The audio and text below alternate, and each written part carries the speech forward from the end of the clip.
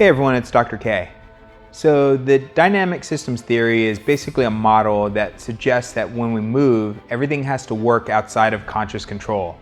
It has to do it to a point, for instance, like if I'm going for a run, or if I'm lifting something off the floor, or even just me moving towards the camera. I have to start with intention and move towards the camera, but then whenever I move, my hands, my body, my muscles, everything has to kind of take care of itself along the way. So as I start to move, if I'm picking something up off the ground, or I'm walking, my spinal cord, has to make the fine-tune adjustments to make that pattern more rhythmical. And, all I'm thinking about is moving, to the camera or moving, out on my run. So the suggestion is everything from the muscles to the spinal cord to the lower centers of, the bodies themselves, they take care of themselves. Now that makes a lot of sense when you think about it. In clinic, I'm usually seeing people in pain and I'm coaching and teaching them how to move better with more efficiency, and it's a very top-down approach. I'm telling them push this, feel that, think about what you're doing. It's a top-down movement model where the brain is trying to dictate every single movement.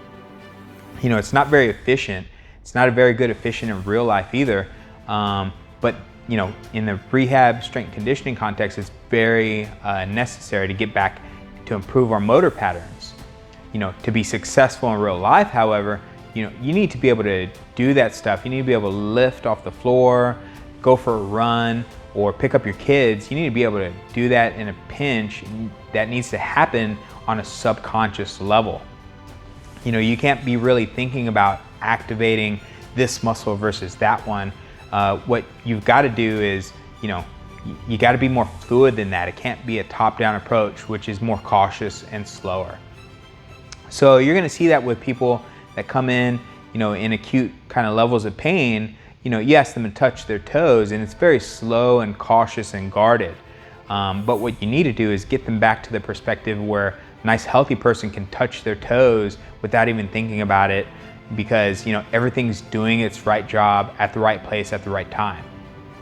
So literally we got to get the motor patterns coordinated. We got to decrease the sensitivity to certain movements so that they can achieve thoughtless, fearless movement.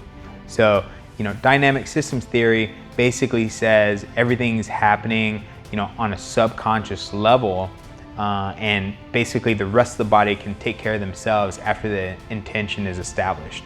So, if you're struggling with, moving fluidly, or you're struggling with pain, or you don't have thoughtless, fearless movement, I would tell you, give us a call, see how we can help. I hope this has been informative for you. So stay strong, inspire others.